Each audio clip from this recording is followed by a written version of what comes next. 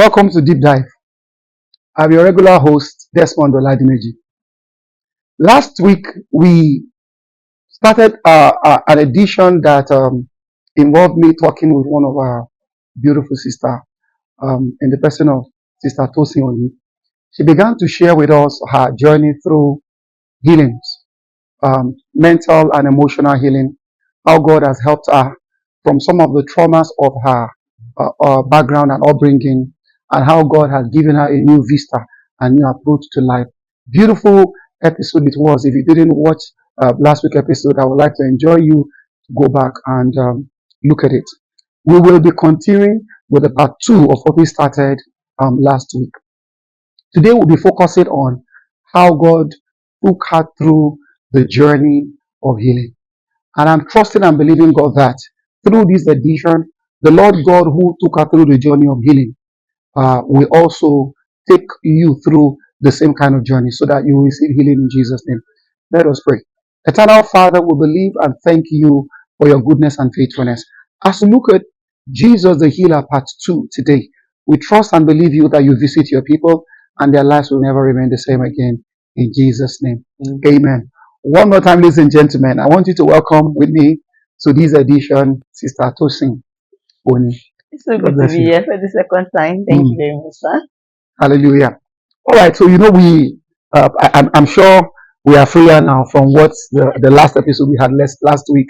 You shared with us some of the journeys that the Lord God took you through in healing and restoration along mental and emotional part of you. But I also remembered you told a story concerning how the Lord visited you physically and brought you physical healing around the earliest time you joined this church. I guess you even had a story with something along the line that you gave the Lord. I mean, let's hear from you. You gave the Lord, was it 3 months or Yes, something? 3 months. So let's hear. I joined the church between June into July. I think the last Sunday in June. So I had been looking for a church. I joined the church on a midweek service, and I was blessed. I enjoyed the sermon. It was like what I needed. But during this period, I had been battling hormonal imbalance. I was struggling with having a monthly flow. But as usual, my person that would not say it to people, I kept it to myself. I was just doing regular checkups and always hoping that one day it will come. And if it comes, it's usually very heavy and painful and all of that. So when I joined the church in July, it was another place I had, Lord, I give you 3 months to sort this out. I started to use it when I joined this church. And I said, God, if you can do this for me in 3 months, I would stay here. And I joined officially in July because I was doing back and forth between. And in September, I had gone for a wedding and I came to church that Sunday and I saw my period. And this time, now let me tell us that there was a confession we used to have in this church. It was my first time of hearing it in my entire life. The part that used to say, nothing dies within me, nothing dies around me, nothing dies in my end. It made sense to me the first time I heard. I remember I said it home with joy. I was even telling the people that I was living with there that nothing dies within me. But they didn't know what was happening. But it just made a lot of sense to me. I was always confessing it to work that I came for a midweek service and pastor did not say that confession. I remember asking that we did not say the confession because it was something I was always willing to hear. But just hold on a minute. Yes, there is power in confession. The scripture says death and life is in the power of the tongue, and they that love it will eat the fruit thereof. I think a lot of Christians make mistake along this line. You may be someone who's just a careless talker. You rather use your energy to talk carelessly all day. But you need to learn how to deliberately make certain confessions about yourself. So just like you said, I learned the same. I had to cut you, take you back to your thoughts. I remembered listening to the man of God, Reverend George Adegboye. Reverend George Adegboye said he was an unbeliever who drinks a lot of lager beer. And he remembered he had a reason, ceremony in a church. And in that church, they used to take a confession. And their confession is, your life will never remain the same again. So that's what they used to say. And so he attended, and after the service, they pointed to themselves and said, your life will never remain the same again. He went back home and then sat as usual with his bottle of beer, and then he found out that he kept having that word re-echo back to him. your life will never remain the same again. And he's wondering, what is this thing about this? And then he wants to take the beer, your life will never remain the same again. He has to go back to the church to tell the pastor, what is these things you guys say? And there is this word you say that is echoing. Unfortunately, the pastor turned to him again and said, your life will never remain the same again. He said that was it for him. He just found out that life could no longer go back to normal. He could no longer settle down, taking alcohol and all that. And that's how he encountered Jesus. Jesus showed up and then saved him. He was in tears, gave up beer and those habits. So I became very deliberate about the confession we take in the church. And that's why part of our confession indeed is that nothing dies in our hand, meaning whatever we lay our hands to do will prosper. Nothing dies within us, meaning our organs are receiving, renewal, strength, and reinvigoration. And then nothing dies around us because our lives must be a blessing to the environment we live in. So you came in, I remember just like you're saying, that service where, one of those days, maybe I overshot the time, we're in a hurry to just close, and then you have to remind us, you've not taken this confession. So that confession matters so much to you. Yes, because this was how you explained it that day. You were emphasizing on when we say nothing dies within us, our organs. So it made me realize that my organs were the ones having issues. So it made lots of sense to me that very day when you explained. So I kept on repeating that particular one, nothing dies within me. So I usually walk to my office. I will keep saying, nothing dies within me. Nothing dies within me. My organs come back to life. I will see my period and to be healthy like every other woman. I used to say all of that. And it used to be very serious that whenever it comes, I would have to be holding the wall from the restroom to my room because I can't walk well until I am okay. And I sincerely did not tell anybody. So nobody can watch this video and say she told me about it. I didn't tell anybody. I was managing it. But I saw my period that September. And it was a free flow, sincerely. And I was scared. So I was waiting for the pain. I was really waiting for the pain. So while I was waiting for the pain, I kept on saying, nothing dies with me. I will not see this pain. I believed. Hallelujah. I believed. Thank you. Since that time, amen. Yes, there was a point he tried to come back with pain, but I will keep nothing dies with me. Never, it's never come back. Till now, this is over 2 years. Amen. I have not missed one. Powerful. And it has been. Thank you, Lord Jesus. Free flow. Thank you, Lord Jesus. Now you can believe the Lord too. You're following this edition and maybe yours is exactly like ours. You're battling with your monthly flow and it comes with pain. The same Jesus who healed her. There is power in your confession and there is Jesus who heals. May he visit you and bring you healing in the name of Jesus. I guess that's not the only one because I also remember vividly when suddenly you came to church and I remember I've known you, your playful self, and lively self. But when you came and it literally looked like you were truly struggling for breath. And you were telling me something along the line asthma. And I'm wondering, were you asthmatic? You said no. Is anybody asthmatic among your parents or your siblings? You said no. Please bring us up to speed with that. I was usually going to work, but I started to observe this shortness of breath.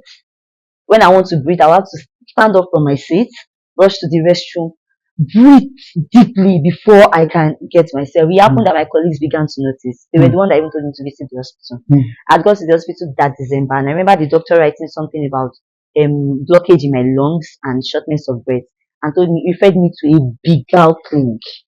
And I was so scared. I was really, really scared.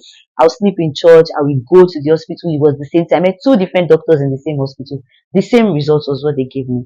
I was scared. It happened in December. Well, my normal self, I would not say anything. I was just there managing the shortness of breath. I didn't think of inhaler because asthma is not a thing in my father or mother's family. But sometime in April, I came to see pastor. I couldn't hold it anymore because it was looking like, this is becoming serious. So I remember coming to see pastor and explaining everything, and pastor said I should go for the x-ray. I went for the x-ray. I remember I was in church and pastor called me out and prayed for me. After asking me if it was genetic, I said never in my family. He prayed for me and said it will not start from you. And it will never occur in my family. I can't even remember that. During service. Yes. Okay, now, yes, I've had occasions. So you see, there's something about ministering to people by faith. As a pastor, you can minister by faith through the word of God when you don't feel anything. But as a minister, it's always sweeter when you minister under the influence of the anointing. And most of the time, when we minister in a service experience, we are under the influence of the anointing. And so there are times I pray for people when they see me in the office. It's not as if in the office also we are not under, but there are occasions where you just know. It's not every time we say it out. We just know that we're ministering by faith or we're ministering, but there are times when we know that we're ministering under the influence of the anointing. In fact, there are times when God will specifically, I can remember in this episode, but I remember a recent incident when I know I was not thinking about the person, but God mentioned the person to me. I had to stop the service and minister to. But why we do that is because it is sweeter and easier when you minister under the influence of the anointing. So in that service, I called you out. Yes, you called me out and prayed for me and said, I remember you declaring that this thing is out. Amen. I remember you declared it. You kept on saying out, and it never happened again. Amen. And I believed it. I believed it sincerely, and I did not go back to the hospital to get the result of that X-ray. I was supposed to go on Tuesday after that Sunday service. I did not go back to get the results because I believed that I was healed in that service. And that weekend, there was supposed to be a fumigation in my office. So when they fumigate, you are not supposed to enter the next day. At least you give it about 2 days before you can enter. But we needed to do something in the office, and we entered. And the first person that entered inhaled that thing and fell. She collapsed. Yes. And was it that she was ill prior? Has she been someone certified? No, she wasn't. But that thing was strong. Ideally, it means this person is a healthy person, so to say. And when she came under the influence of that, the smell of what was fumigated. Yes, and then she, so to say, fainted. Yes. And I entered. It was when I entered and nothing happened that it dawned on me that, okay, this thing did not affect me. I went to the hospital. And the doctor had to tell me there's something I needed to blow air into. And I did it over and over again. He was like, you're fine. Your lungs are clear. I remember it was on a Sunday as well. I ran to church. Pastor was still in church after service to come and shout. And the doctor said my lungs are clear. Hallelujah. And I have not had to deal with shortness of breath, even up till now. And it's been over a year. Lord Jesus. Hallelujah. Over a year. All right. With that single ministration, Jesus the healer showed up and gave her a clean bill of health. Someone out there who is following is trusting the Lord. Your encounter will happen in the name of Jesus. You said something which I need to bring up something and then I'll come back to you. You know, I had an experience. I was ministering on a campus. I was ministering on a campus, and so I was preaching as usual, and then suddenly the Lord spoke to me. The Lord said, there is someone here, you're having an issue with your... So I began to struggle. I said, it's either with your heart or with your stomach. I said, I don't know why I'm having this struggle because these two words keep coming almost at the same time. And that lady just sitting in the front seat in front of me kept doing like this to me. And then I said, what is this? She said, I'm the one you're talking about, sir. It is not heart or stomach. It is both. He said, I've been certified to have a heart condition. I've been certified to also have a particular growth. And I said, these are the two things I'm dealing with. I said, oh my God. All right. So I was speaking about her. I said, I heard the Lord said, you are healed in this meeting. So the Lord heal you in Jesus' name. I just placed my hand upon her and she came under the power of God. And so I continued with the preaching. And so after the service, she came up to me again to thank me. And then I still, prayed over her. And then I left. Some other time, I can't remember how many months later there, but I was back. And then I saw her and then she was all smile. He said, oh, Pastor, I'm the one you prayed for. I am healed. And I'm asking her, no, where is your, why I'm coming to this? You said you never had to go back. So me, I was telling her, I said, you're here. How do you know you're healed? She said, I didn't go back I said, no, you need to go back and get me. She now says something that shocked me. She said, sir, were you the one that was sick? I said, no, ma. She said, were you the one feeling the pains and the symptoms? I said, no, ma. She said, I am the one that was sick. I am the one that know the symptoms I used to have. And I am the one that know I am well and whole now. I don't need any medical report to be able to confirm that I am whole. She said, Pastor, I am whole. All the things I couldn't do, I can now do to the glory of God. Amen. That is when I came to my senses to say, at times we too as pastors, we tend to want to be politically correct because we know certain people will doubt. Listen to this. If you say Jesus doesn't heal, you are right. If you say he heals, you are right. It is the reality you desire that you get. And the only thing is that I don't think you should force your reality on some other people. You understand me? Don't. I remember another one recently that happened. We were praying on phone, myself and a friend, with a lady in the United Kingdom. I remember she had an emergency. She couldn't walk. She had to struggle to sit down because she had fibroid, and the doctors there said it's an emergency. And there was a new job she was supposed to resume in a few days' time. How will she tell them she can't resume? And then she was worried. So we prayed. And she said, as soon as we were done praying, for the first time in a long time, she could now get up to work.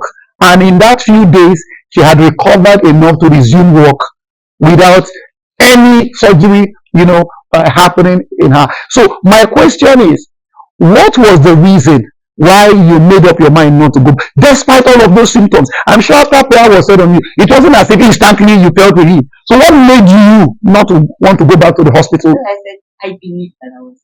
Amen. It's something that makes me feel like when I go back to something like that, I still have doubts within me. Like, when the Bible talks about the woman with the issue of blood touching, she believed that was all that she needed to do. Hallelujah. She was not doubting and saying, maybe I should touch his head too. She knew that with this, it was enough. Hallelujah. Just touch. That was all she did. So it dawned on me that all I needed was to believe. My pastor had said, this thing is out. And it is out. I didn't have out. I didn't go back. Amen. And I think I must have learned my lesson. Maybe it were before, I would have told you to. You must go back and get. So some of the time, you don't need men to give you a clean bill of health. All you need is your faith. And for her faith, her belief was good enough for her. You understand? Be it unto you according to your faith. We've got to go now because I still need to pray for those who are trusting God for healing. But I want you to, in a nutshell, what's your parting word for those who are trusting God? We've seen how God has taken you in the journey of healing emotionally, how you are. I particularly smiled a lot when you say how you can ghost people. 1 minute you are their friend, you are having sweat time, another minute you have just shut them out. How God has taken you through all this and then giving you physical healing at least twice. What is your word to anybody out there who may be in the worst time of their life and they are believing God, if Jesus can ever have mercy upon them and visit them? What's your parting word to such people? Don't think because there's a particular sin we committed, that's why you're dealing with whatever you're doing. Jesus can heal you. Jesus was hearing where I was, helped me. I was in an environment where my pastor can pray and I know I believe. You are not in a place where you feel like you say you that drain your energy or you traumatize you. I need to add this as a parting word because these days we live beyond you talking about it's real, it's not fake. How much did we collect from you for some of these healings and this visitation? How much do we charge for miracle? How much do we charge for consultation? Consultation fee. This is not.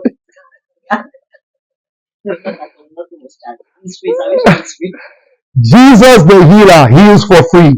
His real men, his real minister bring healing for free. You can support the work of God if you are blessed, but Jesus doesn't charge a fading to get you healed. Thank you so much, Sister Tosin Oni, for taking us through your own life. You're quite vulnerable enough to tell us about yourself and how Jesus has helped you, how Jesus has brought beauty and color out of your life. We are grateful. And together, I believe that we stretch our faith together as we agree with as many who are trusting God for visitation. You have followed these 2 episodes and you are wondering, oh God, when will you do mine? Every fibroid, every growth, every affliction, every challenge in your body, now be gone in the name of Jesus. There is no distance in the spirit. Let the Lord visit you. Let the Lord touch you. Let the Lord bring you cure. Let the Lord bring you recovery mentally, spiritually, physically, and emotionally in the name of Jesus Christ. Financially, the Lord God visits you. Let him give you a miracle and give you a new dawn. To the glory of God, to the shame of the devil, in Jesus' mighty name. Amen. Amen. Until next week when I'll be coming your way again with someone else or myself alone, do have yourself a blessed evening in Jesus' name.